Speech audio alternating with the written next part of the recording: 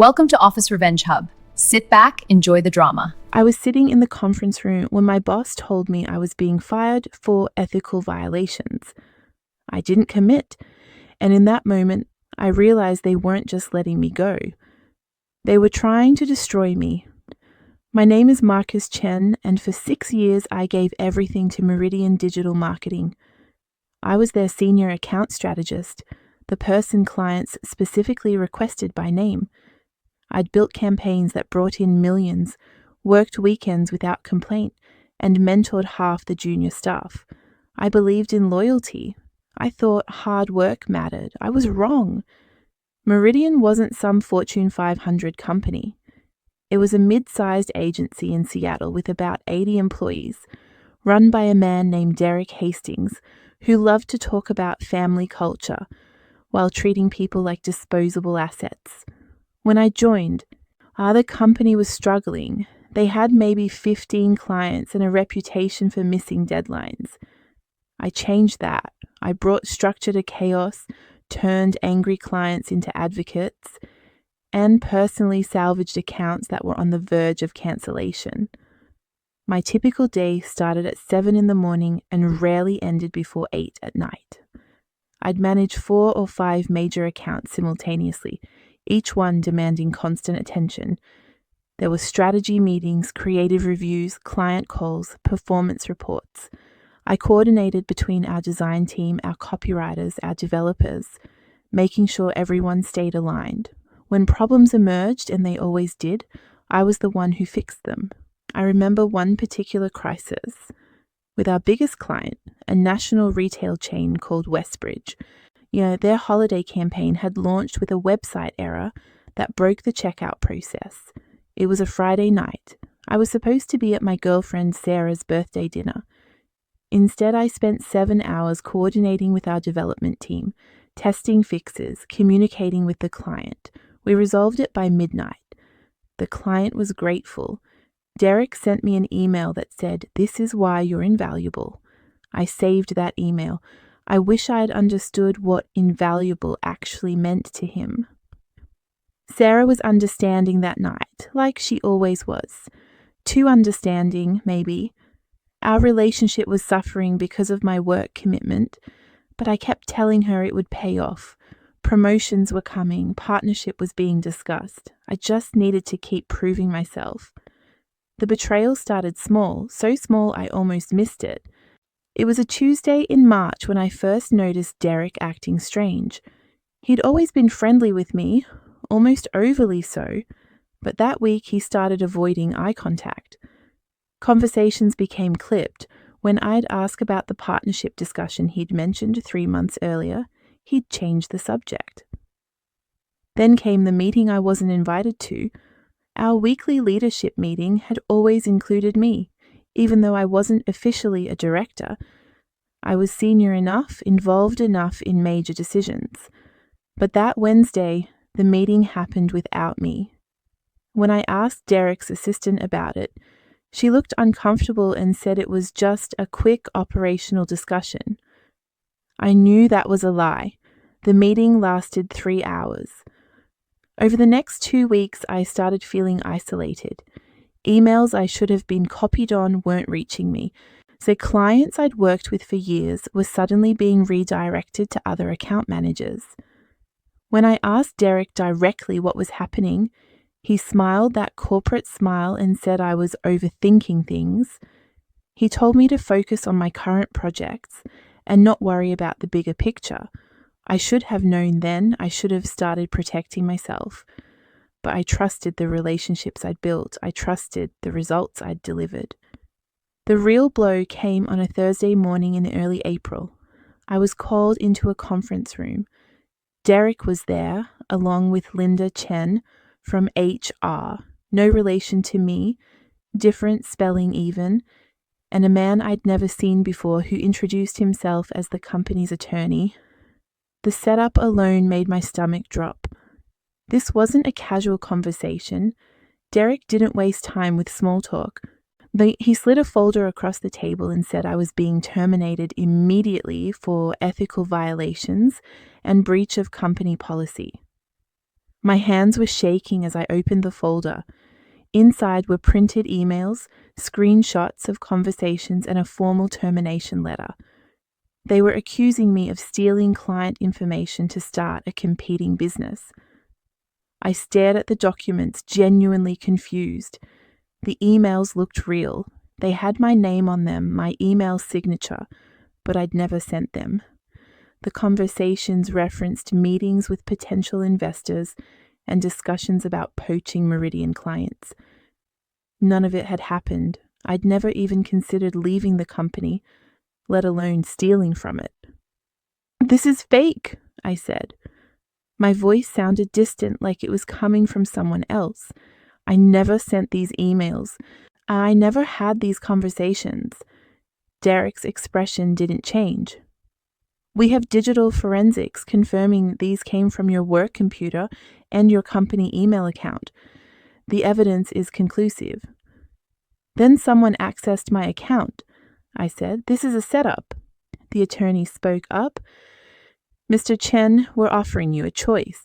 You can resign quietly today, or we can proceed with formal termination and pursue legal action for damages to the company. If you resign, we'll provide a standard reference that confirms your employment dates without detail. If we terminate you formally, we'll be obligated to disclose the reasons to any future employer who inquires." It was a trap. Either way, I lost, but one option destroyed my career completely while the other just wounded it. I looked at Derek, searching for any hint of the man who'd called me invaluable, who'd praised my dedication, who'd talked about partnership. His face was blank, professional, cold. "I need time to think," I said. "You have until end of business today," Linda said. "We'll need your decision and your company equipment. Security will escort you to your desk to collect personal items." They walked me out like a criminal. Everyone saw it. 80 employees watched Marcus Chen, their senior account strategist, their mentor, being escorted by security to clean out his desk. I could feel their stares. Some looked sympathetic. Most looked shocked. A few looked pleased, probably people who'd been jealous of my success. I had 20 minutes to pack 6 years of my professional life into a box. Pictures of client wins, awards from industry competitions, a coffee mug Sarah had given me that said "Marketing Genius." The security guard stood 3 feet away the entire time, like I might steal something. Jessica, one of the junior strategists I'd mentored, came over. "Marcus, what happened?" "I can't talk about it," I said. "Did you really?" "No." I looked at her directly. "Whatever they're saying, it's not true." She nodded, but I could see doubt in her eyes. The seed was already planted. By noon, I was out of the building. By 1 p.m., I was sitting in my apartment with a box of belongings and no job. By 2 p.m., I'd received an email from Derek with the formal resignation letter I was expected to sign. The language was carefully crafted to avoid admitting wrongdoing, while also preventing me from pursuing legal action against the company. I didn't sign it immediately. Instead, I called a lawyer. His name was Robert Mendez, and he specialized in employment law. I'd found him through a desperate Google search for wrongful termination attorney Seattle. His office was in a converted warehouse in Georgetown, and his rates were $250 an hour I didn't have. I explained everything, the accusations, the fake emails, the forced resignation. Robert listened carefully, taking notes. "Do you have any proof the emails were fabricated?" he asked. "No, but I know I didn't send them." "That's not enough. We'd need digital forensics. That costs money. We'd need to subpoena the company's servers, prove unauthorized access to your account. Even then, if they have any kind of security logs showing the emails originated from your workstation during hours you were there, it becomes your word against their evidence." "So I'm just supposed to accept this?" Robert leaned back in his chair.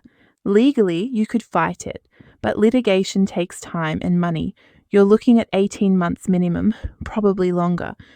Legal fees could run $60,000 to $80,000, and there's no guarantee you'd win. Meanwhile, you have no income, and your professional reputation is damaged. Most people in your situation can't afford that fight. What do most people do?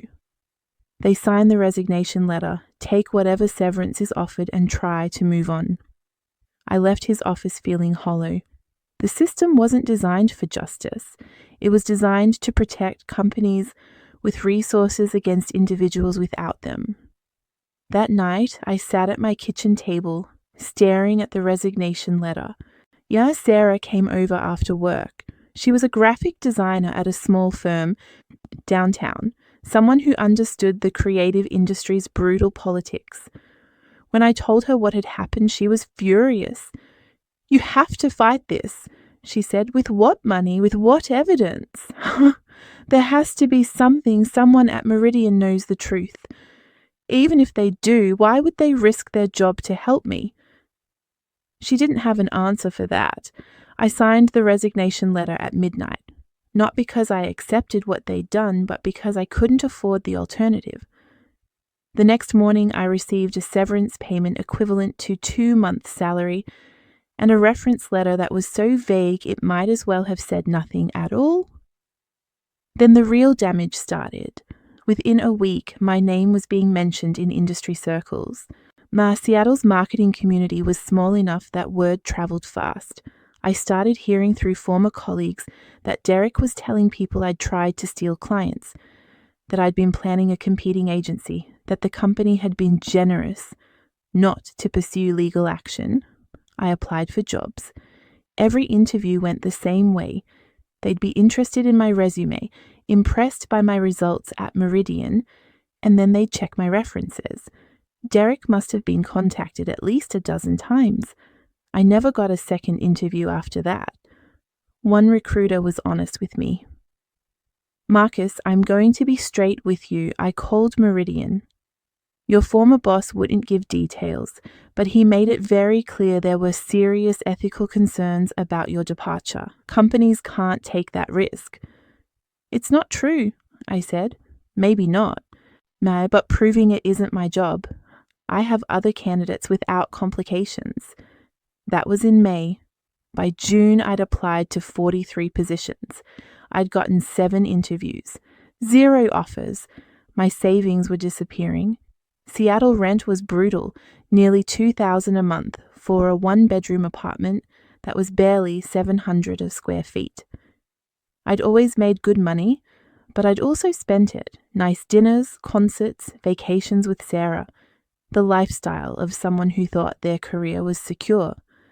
By July, I was 3 months unemployed and starting to panic.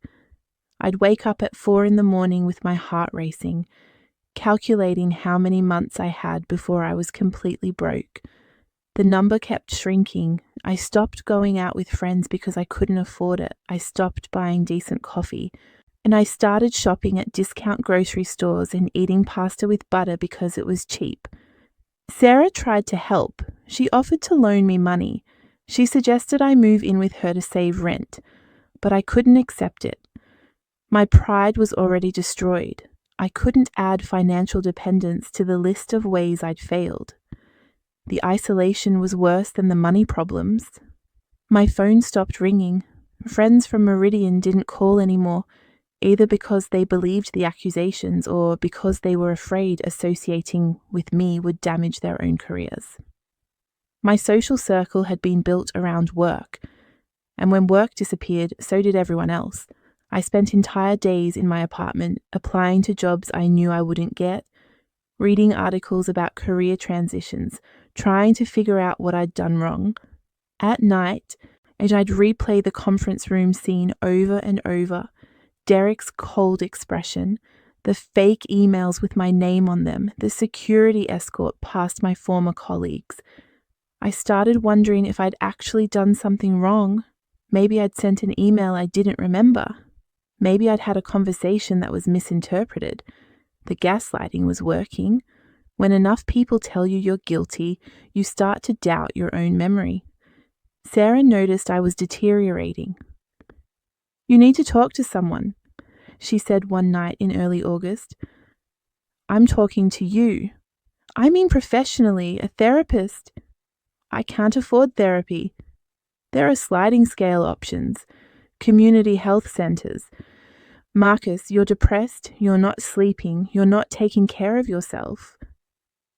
She was right, but admitting it felt like another failure. I'd gone from being a successful professional to someone who needed mental health intervention in less than 4 months. I did find a therapist eventually, a woman named Dr. Patricia Ramos, who worked at a community clinic in Capitol Hill. She charged $40 a session based on my current income, which was $0. Even that was a stretch. Our first session, she asked me what I wanted to accomplish. I didn't know how to answer. Get my career back, prove my innocence, make Derek pay for what he'd done. All of those seemed impossible. What do you have control over right now? She asked. Nothing. That's not true. You control how you respond. You control what you do next. It sounded like fortune cookie wisdom at the time, but she was planting a seed. By September, I'd been unemployed for 5 months. My severance was gone. Now, my savings were nearly depleted. I had maybe 6 weeks before I'd be unable to pay rent. I needed to make a decision. I could keep trying to find another marketing job in Seattle, knowing my ruined reputation would follow me. I could leave the city entirely and start over somewhere else, abandoning the career I'd built, or I could try something different. The turning point came on a Tuesday night. I was in my apartment eating microwaved ramen and scrolling through LinkedIn when I saw a post from one of my former clients. Janet Sullivan had been the marketing director at a tech startup called Velocity Systems. I'd managed their account for 2 years at Meridian, helped them grow from 10,000 monthly users to over 200,000. We'd had a good working relationship, professional but friendly. Her post was about the importance of agency partners who truly understand their clients' business challenges. She tagged Meridian in the post, which stung, but then I noticed something. The comments were full of complaints. Former clients talking about declining service quality, missed deadlines, broken promises. I clicked through to Meridian's page. Their client roster had changed significantly. Several major accounts I'd managed were gone. The company was still operating, still posting the usual corporate content about innovation and excellence, but the cracks were showing. An idea started forming. Not revenge, not yet. Just curiosity. I created a spreadsheet. Every client I'd ever worked with at Meridian, their contact information, the projects we'd done together, the results we'd achieved. It took me 3 days to compile everything from memory and from my personal files. I'd been smart enough not to keep client information on company servers, but I'd maintained my own records of campaign results and testimonials for my portfolio. Then I started reaching out, not to pitch them anything, not to badmouth Meridian, just friendly check-ins. Hey Janet, hope you're well. I'm no longer with Meridian, but I wanted to reach out and see how Velocity is doing these days. The responses surprised me. Not everyone replied, but enough did. And almost all of them mentioned the same thing. Service at Meridian had gotten worse after I left. Projects were mismanaged. Communication was poor. Results were declining. Janet was particularly candid. Marcus, honestly, we're looking for a new agency. The team there just doesn't get our business the way you did. If you're working somewhere else now, I'd love to talk. I wasn't working anywhere else, but the conversation made me think. What if I didn't need to find another job? What if I created one? The idea terrified me. Starting my own agency meant risk, meant investment, meant potential failure on a scale that would make my current situation look comfortable. But I'd already lost everything. What was left to be afraid of? I spent a week researching. Business licenses, LLC formation, insurance requirements, basic operating costs. It wasn't as impossible as I'd thought. The barrier to entry for a one-person consulting firm was relatively low. I didn't need an office. I could work from home. I didn't need employees initially. I could contract specialists as needed. Which I needed a website, some basic legal infrastructure, and clients. The clients were the terrifying part, but I had those 23 contacts. Former clients who'd explicitly said they were unhappy with their current agencies. I talked to Sarah about it. "This is either brilliant or insane," she said. "Maybe both. What are you going to call it?" I'd already thought about that. Something that represented my approach, something that felt personal and professional. Compass Strategy Group. Why Compass? Because I help companies navigate complex challenges, because I provide direction when things are uncertain. She smiled. It was the first time I'd seen her really smile in months. "You sound like yourself again." Starting a business gave me something I hadn't had since April: purpose. I filed for an LLC in October. The process took 2 weeks and cost about $300 I barely had. I built a website using a template platform, keeping costs under $50 a month. The design was clean, professional, focused entirely on results and case studies. I couldn't use specific Meridian client names without permission, but I could describe the work in general terms. Then came the hard part, actually asking for business. I drafted an email to Janet Sullivan. It went through 14 revisions before I was satisfied. The tone had to be perfect, confident but not arrogant, professional but personal, offering value without seeming desperate. "Hi Janet, you mentioned Velocity was looking for a new agency partner. I've recently launched Compass Strategy Group, a boutique firm focused on helping tech companies achieve measurable growth. And I'd love to discuss how I might be able to help. Would you be open to a conversation?" I hit send before I could second guess myself.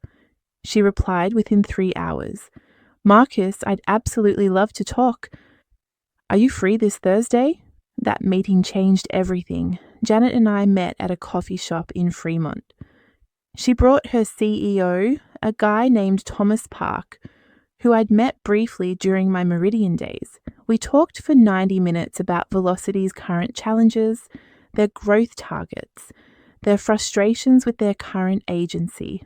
Thomas was direct. "The team at Meridian just doesn't care anymore. Everything feels transactional. You always treated our business like it mattered." "It did matter," I said. "It still does." "Can you handle our full scope?" Janet asked. "We're talking paid acquisition, content strategy, email campaigns, conversion optimization. It's a lot for one person." "I have a network of specialists I've worked with for years. Designers, copywriters, developers, analysts. I'd coordinate everything, maintain quality control, but leverage experts for each discipline. You'd get the same personal attention you valued, plus access to best-in-class execution." It was true, mostly. I did have those relationships from my Meridian days. I hadn't actually confirmed they'd work with me yet, but I was confident they would. Thomas and Janet exchanged a look. "What's your rate structure?" I'd prepared for this question. My rates needed to be competitive but sustainable. I quoted them a monthly retainer that was 20% less than what Meridian had been charging them, but still enough for me to actually make a living if I could sign 2 or 3 similar clients. "Send us a proposal," Thomas said. "We'll review it and get back to you by next week." I spent the weekend crafting that proposal. Every word mattered. Every claim needed to be backed by data. Every strategy needed to be specific and actionable. Sarah helped me design it, making sure it looked as professional as anything a major agency would produce. I sent it Monday morning. By Wednesday, I had a signed contract. Velocity Systems became my first client. The retainer was $6,500 a month. After taxes and operating expenses, I'd net maybe $4,000. It wasn't the 6-figure salary I'd had at Meridian. but it was enough to survive. More importantly, it was proof of concept. I called the specialists I'd mentioned, a designer named Kyle, who'd freelanced for Meridian before going independent, a copywriter named Maria, who I'd collaborated with on dozens of campaigns, a data analyst named Priya, who'd left Meridian 6 months before I was forced out.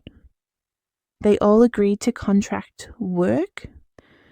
Some because they trusted my judgment, some because they were curious about what I was building, a few because they'd heard rumors about what Meridian had done to me and wanted to help. Priya was especially supportive. "Derek's an asshole," she said bluntly. "What he did to you was wrong. If there's any way I can help you succeed, despite that, I'm in." November and December were brutal months, but productive ones.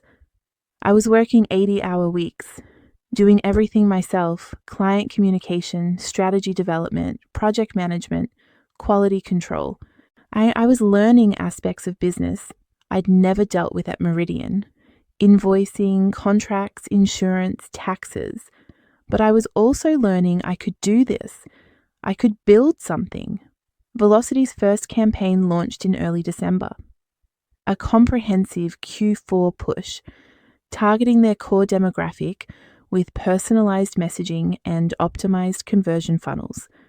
Within 3 weeks, we'd increased their user acquisition by 34%, while reducing cost per acquisition by 19%. Janet sent me an email that I printed and kept on my desk. "This is the best work we've seen in 2 years. Thank you for caring about our success." That testimonial became the foundation of my next pitch. I reached out to 3 more former clients in January. 2 agreed to meetings, 1 signed a contract. By February, just 10 months after being forced out of Meridian, I had 2 retainer clients and 3 project-based engagements. My monthly revenue was stable enough to cover expenses and start rebuilding savings. I wasn't wealthy, but I was surviving. More importantly, I was building a reputation that was mine alone. Word spread in Seattle's tech community. Small to mid-sized companies that had been frustrated with traditional agencies started reaching out. My one-person operation was becoming known for something specific: personal attention, strategic thinking, and measurable results. I hired my first full-time employee in March, a junior strategist named Andrew, who reminded me of myself 6 years earlier: hungry, talented, eager to prove himself. I paid him well, gave him interesting projects, treated him with respect. Everything I'd wanted from Derek and never received. By April, exactly 1 year after my forced resignation, Compass Strategy Group had 6 full-time employees and 12 clients. Our monthly revenue exceeded what I'd been making in salary at Meridian. The revenge I'd been unconsciously building started becoming visible in May. I was at an industry conference when I ran into Michael Torres, Meridian's creative director. We'd been friends once, or at least friendly. He looked uncomfortable when he saw me. "Marcus, hey, I heard you started your own thing." "I did." "How's that going?" "Really well, actually. We're growing faster than I expected." He nodded, not quite meeting my eyes. "That's great. Good for you." "How are things at Meridian?" I asked, even though I already knew.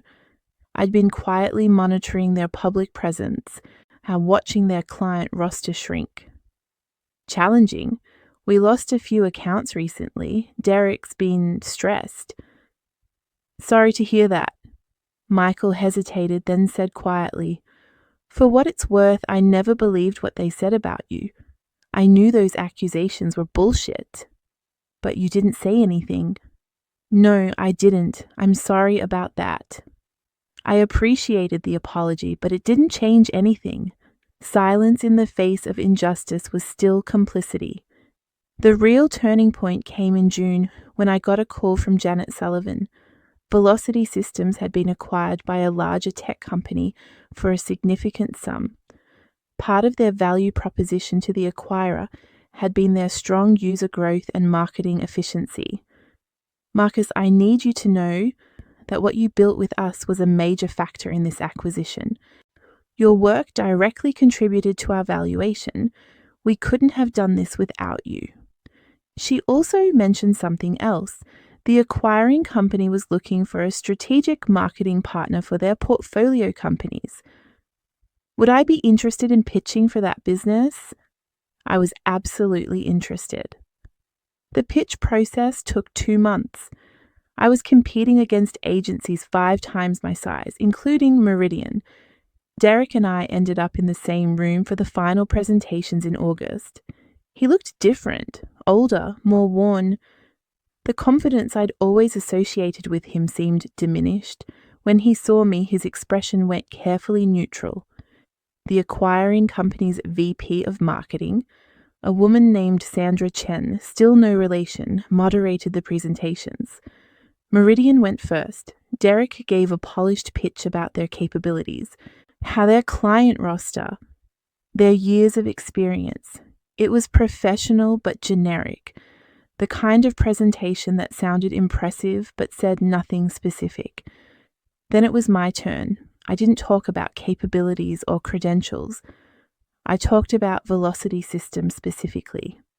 I walked them through the exact strategies we'd implemented, the results we'd achieved, the iterative improvements we'd made over 18 months. I had data, testimonials, case studies. I showed them that I didn't just talk about understanding client businesses, I actually did it. Sandra asked Derek a question. Your agency has significant resources, but we've heard concerns from some of your former clients about service quality and attention. How do you address that? Derek's answer was defensive, talking about scale and growing pains and process improvements. Now he was making excuses. Sandra turned to me. You're much smaller. How do we know you can handle the scope of managing marketing for 8 portfolio companies? By starting with 1, I said. Prove the value before expanding the relationship. Give me your most challenging portfolio company. Let me show you what focused strategic attention can deliver. If the results meet your expectations, we grow from there. If they don't, you haven't risked the entire relationship. She smiled. It was the smile of someone who recognized a good answer. 3 weeks later, I received the contract, not for all 8 portfolio companies initially, but for 2, with explicit language about expanding the relationship based on performance. The monthly retainer value was more than my entire first-year revenue at Compass Strategy Group, and I didn't celebrate immediately. I sat in my office, looking at the signed contract, feeling something I hadn't felt in 2 years, vindication. Not because I'd beaten Derek in a pitch, though that certainly felt good, but because I'd proven something more fundamental. The work mattered, the relationships mattered. The integrity I'd built my career on had value, even when someone tried to destroy it. I called Sarah. She screamed with excitement. Marcus, this is incredible. We should celebrate. Dinner somewhere nice, my treat. Actually, I said, I'd like to treat you, for once, for everything you've done to support me through this. We went to Canlis, one of Seattle's nicest restaurants, a place I hadn't been able to afford for nearly 2 years. Over dinner, I told her something I'd been thinking about for weeks. I want to propose something to you, not right here, not tonight, but soon. Is that something you'd want? She reached across the table and took my hand. Yes, whenever you're ready, yes. The business continued growing through the fall. By October, we had 14 employees and 23 clients. Our office moved from my apartment to a small but professional space in Capitol Hill. I could afford to pay people well, offer benefits, create the kind of workplace culture I'd always wanted. But I wasn't satisfied yet. There was one more thing I needed to do. I'd been tracking Meridian's decline. They'd lost 12 major clients in 18 months, including several I'd originally brought in. Their revenue was down significantly. They'd laid off about 20 employees. Derek had brought in a business consultant to help turn things around, which was industry code for "we're desperate." In November, I got a call from Jessica, the junior strategist who'd asked what happened the day I was escorted out. She'd left Meridian 6 months earlier and was now working at another agency. "Marcus, I need to tell you something about what happened to you." We met for coffee. Jessica looked nervous. "I knew the emails were fake," she said. "Everyone in the senior leadership team knew. Derek had them fabricated because he wanted to bring in his nephew as senior strategist. But there wasn't budget for both of you.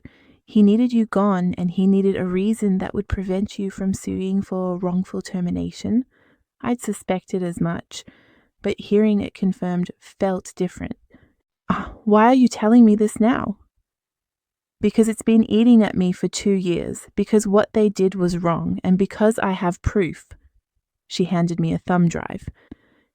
Email chains between Derek and the IT contractor he hired to create those fake emails, documentation of the payment, conversations where they explicitly discussed the setup. I copied it before I left. I wasn't sure what to do with it. I stared at the drive. This was evidence. This could destroy Derek. This could potentially result in criminal charges for fraud and defamation. "Why did you keep this?" "Insurance initially, in case they tried to do something similar to me, but I think you deserve to have it. What you do with it is your choice." I took the drive home and spent the night reviewing the files. The evidence was damning. Email timestamps, payment records, explicit planning conversations. Derek had orchestrated the entire thing with cold premeditation. I could have gone public. I could have filed a lawsuit. I could have sent the evidence to every client Meridian had, every journalist who covered the marketing industry, every former employee who'd been hurt by Derek's manipulation. But I didn't. Instead, I called Derek directly. It was the first time we'd spoken since that day in the conference room. "This is Marcus Chen. I know you're busy, but I need 10 minutes of your time. Tomorrow, 11 a.m. at the coffee shop on Pike. If you're not there, I'm sending certain information to your board of directors, your remaining clients, and the Seattle Times business section." He was there at 11 sharp, looking worse than he had at the pitch presentation. Exhausted. Defeated. I sat across from him and placed a folder on the table. Inside was a printed summary of the evidence Jessica had given me. "I know what you did," I said calmly. "I have proof, digital forensics that show exactly how you fabricated those emails, payment records, planning conversations, everything." Derek's face went pale. "Marcus, I'm not interested in your excuses. I'm interested in you understanding something. You tried to destroy me because you saw me as a threat to your mediocre nephew's career. You lied, you manipulated evidence, you damaged my reputation and nearly destroyed my life. And you did all of that while telling yourself it was just business. What do you want?" His voice was barely above a whisper. "I want you to know that I could destroy you right now, and I could take this evidence and dismantle everything you've built. I could file criminal charges for fraud. I could sue for defamation and probably win a 7-figure judgment. I could ensure you never work in this industry again." I pushed the folder across the table. "But I'm not going to do any of that, because I don't need to. You're already losing. Meridian is dying because you prioritized politics over quality. Your clients left because you valued control over results. Your best people quit because you treated them as disposable. I don't need revenge, Derek. Your own incompetence is revenge enough." I stood up. "I'm successful now, not because I destroyed you, but because I built something better. That's the part you never understood. Real success isn't about crushing competition. It's about creating value. And that's why you'll fail and I'll keep growing." I left the folder on the table and walked out. Derek never contacted me again. Meridian continued declining.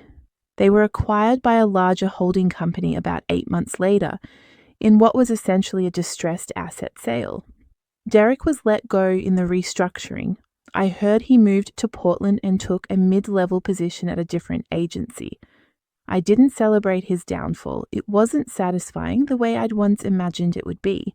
Mostly, it just felt sad.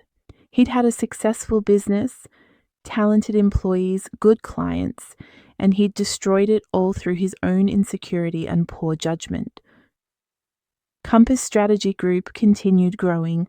By the end of that third year, we had 28 employees and were being recognized as one of Seattle's fastest growing marketing firms.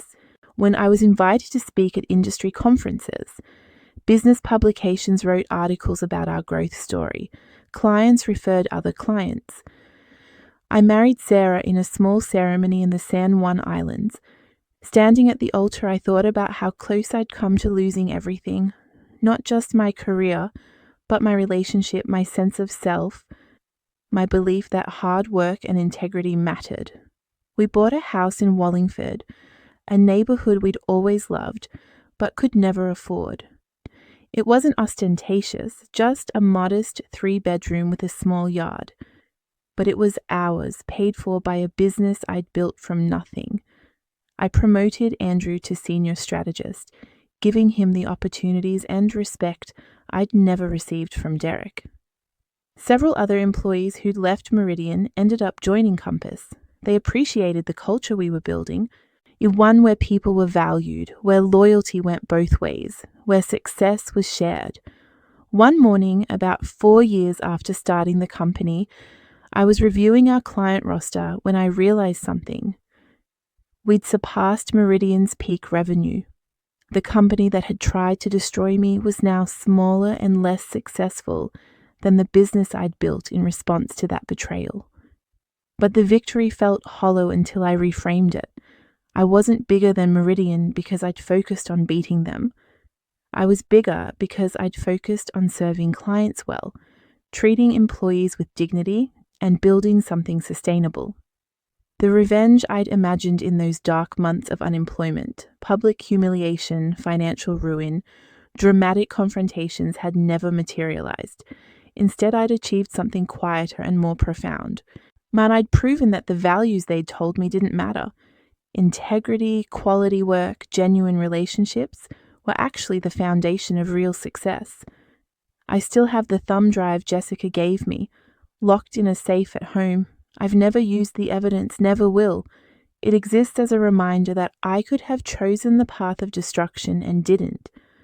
Sometimes I think about that conference room in April, Derek's cold expression, the security escort past my former colleagues. I think about those months of unemployment, the panic attacks at 4 a.m, the feeling of being disposable and worthless, and then I think about where I am now. A profitable company, a team of people who trust and respect me, a wife who stood by me when everything was falling apart, a career that's mine, built on my own terms. Why, the real revenge wasn't destroying Derek. It was proving that his betrayal didn't define me. He tried to end my career and accidentally forced me to build something better than I'd ever imagined. Dr. Ramos, my therapist, once told me that the best response to injustice isn't anger or vengeance. It's building a life so fulfilling that the injustice becomes irrelevant. I didn't understand that at the time. I was too consumed by hurt and rage. But she was right. The best revenge is a life well lived. I still work long hours, but now it's for something I own, something I believe in. I still sacrifice personal time for client emergencies, but it's a choice I make, not an obligation imposed by someone who doesn't value me. I still mentor junior employees, but in an environment where that investment is recognized and reciprocated. Or last month, I got an email from someone at Meridian's corporate parent company. They were looking for a strategic marketing partner for their portfolio and had heard good things about Compass. Would I be interested in a conversation? I declined politely. Some clients aren't worth it, regardless of the revenue. I'd rather work with people who share our values, than chase every dollar available. That decision would have been impossible for the Marcus who worked at Meridian, the one who thought he needed their approval, their validation, their partnership offer. But I'm not that person anymore. The company tried to ruin my reputation. Instead, they gave me the opportunity to build a better one. They tried to end my career. Instead, they forced me to create one that actually mattered. They tried to prove I was disposable. Instead, I proved I was irreplaceable to the clients and employees who chose to work with me. That's the thing about betrayal in the workplace. It reveals who you are when everything is stripped away. For 2 years, I thought I'd lost everything. I was wrong. I'd only lost the things that didn't serve me. A job that didn't value me. A boss who saw me as a threat. A company that prioritized politics over performance. What I gained was clarity, resilience, and the courage to build something aligned with who I actually am. If I could go back to that conference room in April and tell the person being escorted out by security, one thing, it would be this: your reputation isn't what one company says about you. It's what you build through consistent action over time. They can take your job, they can spread lies, they can try to destroy your credibility. But they can't take your skills, your relationships, or your integrity. Those things are yours, and they're the foundation of everything that matters. The betrayal didn't ruin me, it redirected me, and that redirection led to a career, a company, and a life that I wouldn't trade for anything. If you've ever been betrayed at work, you're not alone. Where are you watching from right now? Drop it in the comments. Subscribe to Office Revenge Hub for more powerful workplace revenge stories.